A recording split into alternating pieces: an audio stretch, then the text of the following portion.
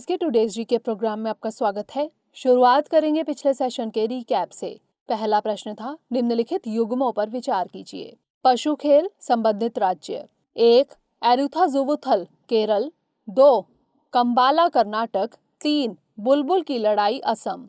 दिए गए युग्मों में से कौन सा यहाँ से सही सुमेलित है या फिर है? इसका सही जवाब था केवल 2 और 3। अगला प्रश्न था, निम्न में से कौन सा यहाँ से परिशुद्ध कृषि यानी प्रेसिशन एग्रीकल्चर की विशेषता है या फिर है? 1. उच्च कृषि उत्पादकता। 2. फसल उत्पादन में अधिक रासायनिक अनुप्रयोग। 3. जल संसाधनों का कुशल उपयोग। नीचे दिए गए कूट का प्रयोग कर सही उत्तर चुनिए। इसका सही जवाब था केवल 1 और 3। अगला प्रश्न था, ग्रीन स्ट्रैटेजिक पार्टनरशिप हाल ही में चर्चा में रही है। यह निम्नलिखित में से किस देश के साथ भारत की द्विपक्षीय साझेदारी है? इसका सही जवाब था डेनमार्क। अगला प्रश्न था, हाल ही में खबरों में रहा विहंगम प्लेटफॉर्म किससे संबंधित है?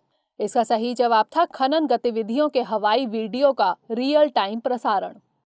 अगला प्रश्न था, निम्नलिखित कथनों पर विचार कीजिए। 1. कार्बन रेखा वह बिंदु है जहां से अंतरिक्ष की सीमा शुरू होती है। 2. सब ऑर्बिटल प्रक्षेप वक्र यानी ट्रेजेक्ट्री अंतरिक्ष उड़ान को पृथ्वी के गुरुत्वाकर्षण से बचने की अनुमति देता है। उपरोक्त में से कौन सा यहाँ से कथन सही है या फिर है? इसका सही जवाब था केवल 1। अगला प्रश्न था, भारत में एक्सप्रेसवे के संबंध में निम्नलिखित कथनों पर विचार कीजिए। 1. गंगा एक्सप्रेसवे पूरा होने के बाद उत्तर प्रदेश का सबसे लंबा एक्सप्रेसवे बन जाएगा। 2. यह बिजनौर से शुरू होकर सोनभद्र में खत्म होगा। 3. दिल्ली मुंबई एक्सप्रेसवे पूरा होने के बाद दुनिया का सबसे लंबा एक्सप्रेसवे होगा। दिए गए कथनों में से कौन सा यहाँ से सही है या फिर है? इसका सही जवाब था केवल 1 और 3। अगला प्रश्न था, भारत मध्य एशिया वार्ता के संबंध में निम्नलिखित कथनों पर विचार कीजिए। 1. भारत मध्य एशिया वार्ता का पहला संस्करण 2017 में आयोजित किया गया था। 2. भारत इस संवाद के वर्तमान संस्करण की मेजबानी कर रहा है। दिए गए कथनों में से कौन सा यहाँ से सही है या फिर है? इसका सही जवाब था केवल 2। अगला प्रश्न था, वायु गुणवत्ता प्रबंधन आयोग यानी CAQM के संबंध में निम्नलिखित कथनों पर विचार कीजिए। 1. इसकी अध्यक्षता सचिव या मुख्य सचिव स्तर के सरकारी अधिकारी द्वारा की जाती है। 2. यह एक स्थायी और वैधानिक निकाय है। 3. यह आयोग दिल्ली, पंजाब, हरियाणा, उत्तर प्रदेश और राजस्थान के केंद्रीय और राज्य प्रदूषण नियंत्रण बोर्ड जैसे निकायों का स्थान लेता है। दिए गए कथनों में से कौन सा यहाँ से सही है या फिर है? इसका सही जवाब था 1, 2 और 3। अगला प्रश्न था, federation of Indian chambers of commerce and industry यानी फिक्की के संबंध में निम्नलिखित कथनों पर विचार करें। 1. यह भारत का सबसे बड़ा और सबसे पुराना शीर्ष व्यापार संगठन है। 2. इसकी स्थापना 1926 में हुई थी और यह एक गैर लाभकारी संगठन है। दिए गए कथनों में से कौन सा यहाँ से सही है या फिर है? इसका सही जवाब था केवल 1। अंतिम प्रश्न था, एशियन चैंपियंस ट्रॉफी 2021 के संबंध में निम्नलिखित कथनों पर विचार कीजिए।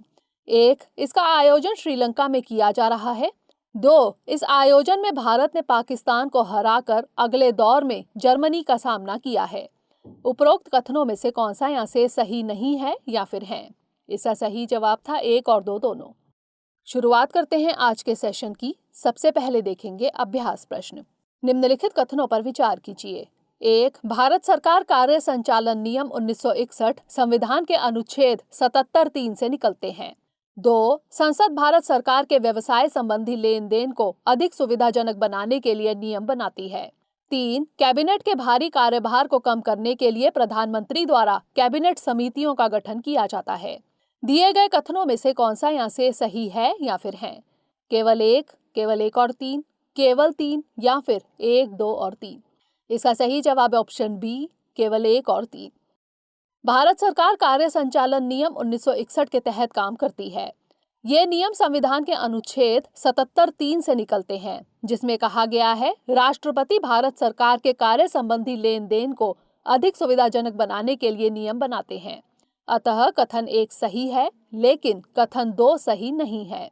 प्रधानमंत्री मंत्रिमंडल की स्थायी समितियों का गठन करते हैं और उन्हें सौंपे गए विशेष कार्यों को निर्धारित करते हैं। वह समितियों की संख्या को बढ़ा सकते हैं अथवा कम भी कर सकते हैं। अतः कथन 3 सही है। कैबिनेट समितियों के अलावा विभिन्न मुद्दों या विषयों को देखने के लिए मंत्रियों के कई समूहों यानी GOM का गठन किया जाता है। तो इस तरह इस प्रश्न का सही जवाब है ऑप्शन बी, केवल 1 और 3। आज के सेशन का पहला प्रश्न है, पन्ना बायोस्फीयर रिजर्व के संदर्भ में निम्नलिखित में से कौन सा यहाँ से कथन सही है या फिर है? 1. यह विंध्य पर्वत श्रृंखला में स्थित है। 2. यह यूनेस्को के world network of biosphere reserves यानी WNBR में शामिल है। 3. बेतवा नदी पन्ना बायोस्फीयर रिजर्व से होकर बहती है। नीचे दिए गए कूट का प्रयोग कर सही उत्तर चुनिए। केवल 1 और 2, केवल 2 और 3, केवल 3 या फिर 1, 2 और 3। इसका सही जवाब है ऑप्शन ए, केवल 1 और 2। मध्य प्रदेश के पन्ना टाइगर रिजर्व में पहली बार एक भारतीय डेजर्ट कैट को देखा गया है। यूनेस्को ने नवंबर 2020 में अपने world network of biosphere reserves यानी WNBR में पन्ना बायोस्फीयर रिजर्व को शामिल किया था, इसलिए कथन 1 सही है। पन्ना बायोस्फीयर रिजर्व मध्य प्रदेश में पचमढ़ी और अमरकंटक के बाद इस सूची में शामिल होने वाला तीसरा है। पन्ना बायोस्फीयर रिजर्व को 1981 में स्थापित किया गया था। इसका विस्तार मध्य प्रदेश के पन्ना और छतरपुर जिलों में है। यह मध्य प्रदेश के उत्तरी भाग में विंध्य पर्वत श्रृंखला में स्थित है, अतः कथन 2 सही है। यह क्षेत्र पन्ना हीरा खनन के लिए भी प्रसिद्ध है। केन नदी इस रिजर्व से होकर बहती है। केन बेतवा नदी जोड़ो परियोजना भी इसमें स्थित होगी, अतः कथन 3 सही नहीं है। केन नदी यमुना की सबसे कम प्रदूषित सहायक नदियों में से एक है। तो इस तरह इस प्रश्न का सही जवाब है ऑप्शन ए, केवल 1 और 2। अगला प्रश्न है, हाथ से मैला ढोने यानी मैनुअल स्कैवेंजिंग के संदर्भ में निम्नलिखित कथनों पर विचार कीजिए। 1. यह भारत में मौलिक अधिकारों के विपरीत है। 2. भारत में मैला ढोने वालों के रूप में लोगों के रोजगार पर प्रतिबंध लगा दिया गया है। उपरोक्त में से कौन सा यहाँ से कथन सही है या फिर है? केवल 1, केवल 2, दोनों 1 और 2 या फिर ना तो 1 और ना ही 2। इसका सही जवाब है ऑप्शन सी, दोनों 1 और 2, यानी दोनों कथन सही हैं। कर्नाटक की बोम्मई सरकार ने राज्य में हाथ से मैला ढोने वालों का सर्वेक्षण करने का निर्णय लिया है। मैनुअल स्कैवेंजिंग को सार्वजनिक सड़कों और सूखे शौचालयों से मानव मल को हटाने, सेप्टिक टैंक, गटर और सीवर की सफाई के रूप में परिभाषित किया गया है। यह प्रथा जाति, वर्ग और आय के विभाजन से प्रेरित है। हाथ से मैला ढोना संविधान के अनुच्छेद 21 का उल्लंघन है, जो व्यक्तिगत गरिमा के साथ जीवन के अधिकार की गारंटी देता है, अतः कथन 1 सही है। भारत में मौलिक अधिकार भारतीय संविधान के भाग 3 अनुच्छेद 12 से 35 के तहत गारंटीकृत अधिकार है। 1993 में भारत ने हाथ से मैला ढोने वालों के रूप में लोगों के रोजगार पर प्रतिबंध लगा दिया। ये प्रतिबंध the employment of manual scavengers and construction of dry latrines prohibition act 1993 के तहत लगाए गए, अतः कथन 2 सही है। तो इस तरह इस प्रश्न का सही जवाब है ऑप्शन सी, दोनों 1 और 2। अगला प्रश्न है, पर्सनल डाटा प्रोटेक्शन यानी PDP बिल 2019 किस समिति की अनुशंसा पर लाया गया है? कीर्ति पारिक समिति, BP जीवन रेड्डी समिति, BN श्री कृष्णा समिति या फिर विवेक देव राय समिति? इसका सही जवाब है option C, BN Shri Krishna समिति। हाल ही में केंद्र सरकार ने दिल्ली हाई कोर्ट को यह सूचित किया कि भूलने के अधिकार की अंतर्राष्ट्रीय विधि अवधारणा भारत में भी है तथा यह निजता के अधिकार के अंतर्गत आती है। पर्सनल डाटा प्रोटेक्शन यानी PDP बिल 2019 व्यक्तियों को उनके व्यक्तिगत डाटा के संदर्भ में निजता की सुरक्षा सुनिश्चित करने तथा व्यक्तिगत डाटा के संरक्षण के लिए भारत में एक डाटा प्रोटेक्शन प्राधिकरण का प्रावधान करता है। इसे BN श्री कृष्णा समिति 2018 की सिफारिशों के बाद लाया गया था। तो इस तरह इस प्रश्न का सही जवाब है option C, BN Shri Krishna समिति। अगला प्रश्न है, एप्लीकेशन प्रोग्रामिंग इंटरफेस यानी API के संदर्भ में निम्नलिखित में से कौन सा यहाँ से कथन सही है या फिर है? 1. ओपन सोर्स API सार्वजनिक रूप से उपभोक्ताओं तथा सॉफ्टवेयर डेवलपरों के लिए उपलब्ध है। 2. सभी वेब सेवाएं API हैं। 3. API प्रोटोकॉल किसी भी प्रोटोकॉल या डिजाइन शैली का प्रयोग कर सकते हैं। निम्नलिखित कूट का प्रयोग कर सही उत्तर चुनें। केवल 1 और 2, केवल 2 और 3, केवल 3 या फिर 1, 2 और 3। इसका सही जवाब है ऑप्शन डी, 1, 2 और 3। हाल ही में भारतीय प्रतिभूति एवं विनिमय बोर्ड यानी सेबी ने एल्गोरिथमिक या एल्गो ट्रेडिंग स्वचालित निष्पादन और तर्क से उत्पन्न व्यापार को विनियमित करने के लिए एक सर्कुलर पेपर जारी किया है। एप्लीकेशन प्रोग्रामिंग इंटरफेस यानी एपीआई एक इंटरफेस है जिसे सॉफ्टवेयर प्रोग्राम में प्रयोग किया जाता है जो वर्तमान एप्लीकेशन से प्रतिक्रिया करता है। एप्लीकेशन प्रोग्रामिंग इंटरफेस यानी एपीआई एक ओपन सोर्स इंटरफेस है जो सार्वजनिक रूप से उपभोक्ताओं तथा सॉफ्टवेयर डेवलपरों के लिए भी उपलब्ध है। ओपन सोर्स एपीआई इंटरनेट पर मुक्त रूप से उपलब्ध है जिसे नेटवर्क सुलभ सेवा के मालिक उपभोक्ताओं को सार्वजनिक पहुंच देने में प्रयोग करते हैं। इसलिए कथन एक सही है। एपीआई और वेब सेवाएं परस्पर अनन्य नहीं हैं, बल्कि एक दूसरे का ही भाग हैं। प्रत्येक वेब सेवा एक एपीआई होती है क्योंकि यह किसी एप्लीकेशन के डाटा को उजागर करती है, लेकिन प्रत्येक एपीआई वेब सेवा नहीं होती। अतः कथन 2 सही है। एपीआई प्रोटोकॉल किसी भी प्रोटोकॉल या डिजाइन शैली का प्रयोग कर सकते हैं, जबकि वेब सेवा कुछ विशेष प्रोटोकॉल का ही प्रयोग कर सकती हैं। अतः कथन 3 भी सत्य है। इसलिए उपरोक्त तीनों कथन सत्य हैं। तो इस तरह इस प्रश्न का सही जवाब है ऑप्शन डी 1, 2 और 3। अगला प्रश्न है कंट्रोल्ड एरियल डिलीवरी सिस्टम से संबंधित निम्नलिखित कथनों पर विचार करें। 1. Aerial delivery research and development establishment यानी ADRDE आगरा में स्थित है। 2. Controlled aerial delivery system flight प्रदर्शन ADRDE द्वारा किया गया, जो अटल इनोवेशन मिशन के तहत मनाए जाने वाले विभिन्न कार्यक्रमों का हिस्सा है। उपरोक्त में से कौन सा यहाँ से कथन सत्य है या फिर है? केवल 1, केवल 2, 1 और 2 दोनों, या फिर ना तो 1 और ना ही 2। इसका सही जवाब है ऑप्शन ए, केवल 1। हाल ही में aerial delivery research and development संस्था यानी ADRDE द्वारा कंट्रोल्ड एरियल डिलीवरी सिस्टम की 500 किलोग्राम की एक टेस्ट फ्लाइट CADS 500 किलोग्राम का सफल परीक्षण किया गया। रक्षा मंत्रालय ने इस परीक्षण की घोषणा की। Aerial delivery research and development संस्था यानी ADRDE DRDO आगरा उत्तर प्रदेश में स्थित है। इसलिए कथन 1 सही है। Controlled aerial delivery system flight प्रदर्शन ADRDE द्वारा किया गया। यह आजादी के 75 वर्ष पूरे होने पर अमृत महोत्सव के तहत मनाए जाने वाले विभिन्न कार्यक्रमों का हिस्सा है। अतः कथन 2 असत्य है। तो इस तरह इस प्रश्न का सही जवाब है ऑप्शन ए, केवल 1। अगला प्रश्न है गोवा मुक्ति दिवस के संबंध में निम्नलिखित कथनों पर विचार करें। 1. गोवा मुक्ति दिवस 2021 की थीम गोवा @61 है।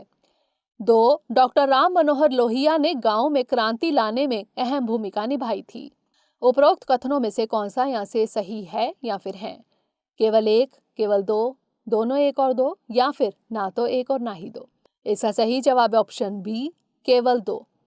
भारत में हर साल 19 दिसंबर को गोवा मुक्ति दिवस मनाया जाता है। इस साल के इस दिवस की थीम है गोवा @60। अतः कथन 1 गलत है। गौरतलब है कि 1961 में गोवा विदेशी शासन से पूरी तरह मुक्त हुआ था। पुर्तगालियों ने गोवा पर लगभग 450 से अधिक सालों तक शासन किया था। 18 जून 1946 को गोवा मुक्ति आंदोलन को डॉक्टर राम मनोहर लोहिया के नेतृत्व में मजबूती मिली। इन्होंने गोवा को आजाद कराने के लिए गोवा के युवाओं को इकट्ठा किया। अतः कथन 2 सही है। तब से अब तक इस दिन को गोवा क्रांति दिवस के रूप में मनाया जाता है। गोवा 1987 तक एक केंद्र शासित प्रदेश बना रहा और फिर इसे भारत का 25वां राज्य बनाकर राज्य का दर्जा दिया गया। बता दें कि गोवा मुक्ति दिवस पर्यटन क्षेत्र में गोवा की उपलब्धियों को मान्यता देने और भारत के सभी राज्यों और केंद्र शासित प्रदेशों में उच्चतम प्रति व्यक्ति आय होने के लिए मनाया जाता है। तो इस तरह इस प्रश्न का सही जवाब है ऑप्शन बी, केवल 2। अगला प्रश्न है काजीरंगा राष्ट्रीय उद्यान के संबंध में निम्नलिखित कथनों पर विचार कीजिए। 1. इसे 1985 में यूनेस्को द्वारा विश्व धरोहर स्थल और 2006 में टाइगर रिजर्व के रूप में घोषित किया गया था। 2. अल्बिनो हॉग डियर को हाल ही में पार्क के कोहोरा क्षेत्र में देखा गया था। उपरोक्त कथनों में से कौन सा यहाँ से सही है या फिर है? केवल 1, केवल 2, दोनों 1 और 2, या फिर ना तो 1 और ना ही 2। इसका सही जवाब है ऑप्शन सी, दोनों 1 और 2, यानी दोनों कथन सही हैं। हाल ही में एक दुर्लभ अल्बिनो हॉग डियर को काजीरंगा नेशनल पार्क के कोहोरा क्षेत्र में देखा गया। गौरतलब है कि काजीरंगा में पाए जाने वाले कुल 40,000 हॉग हिरणों में से 1 अथवा 2 प्रकार के असामान्य सफेद हॉग हिरण देखे जा सकते हैं। अतः कथन 2 सही है। इस हिरण का सफेद रंग एक विशेष प्रकार के आनुवंशिक पदार्थ की वजह से है, जो जीन उत्परिवर्तन की वजह से होता है। अब जान लेते हैं काजीरंगा नेशनल पार्क के बारे में। काजीरंगा राष्ट्रीय उद्यान असम के गोलाघाट और नौगांव जिले में स्थित है। यह असम का सबसे पुराना पार्क है। यह उत्तर में ब्रह्मपुत्र नदी और दक्षिण में कार्बी आंगलोंग पहाड़ियों के साथ 430 वर्ग किलोमीटर के क्षेत्र को कवर करता है। राष्ट्रीय राजमार्ग 37 इस पार्क से होकर गुजरता है। इस पार्क को 1974 में राष्ट्रीय उद्यान घोषित किया गया था। काजीरंगा राष्ट्रीय उद्यान में 2200 से अधिक इंडियन वन हॉर्न राइनोसरस पाए जाते हैं, जो कि एंडेंजर्ड स्पीशीज है। 1985 में इस पार्क को यूनेस्को द्वारा विश्व धरोहर स्थल घोषित किया गया था। पार्क में बाघों की आबादी बढ़ने के साथ ही इसे 2006 में टाइगर रिजर्व घोषित किया गया था। इसलिए कथन 1 सही है। तो इस तरह इस प्रश्न का सही जवाब है ऑप्शन सी, दोनों 1 और 2। अगला प्रश्न है, सहकारी समितियों के संबंध में निम्नलिखित कथनों पर विचार कीजिए। 1. आपसी सहायता और स्वयं सहायता सिद्धांतों पर आधारित सहकारी समिति बनाने के लिए कम से कम 15 वयस्क सदस्यों की जरूरत होती है। 2. भारत सरकार अधिनियम 1935 के तहत सहकारिता को प्रांतीय विषयों के रूप में माना जाता था। उपरोक्त कथनों में से कौन सा यहाँ से सही नहीं है या फिर है? केवल 1, केवल 2, दोनों 1 और 2, या फिर ना तो 1 और ना ही 2। इसका सही जवाब है ऑप्शन ए, केवल 1।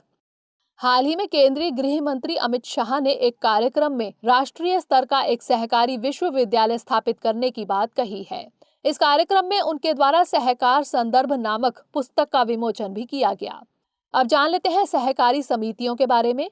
सहकारी समिति अधिनियम 1912 के अनुसार आपसी सहायता और स्वयं सहायता सिद्धांतों पर आधारित सहकारी समिति बनाने के लिए कम से कम 10 वयस्क सदस्यों की जरूरत होती है।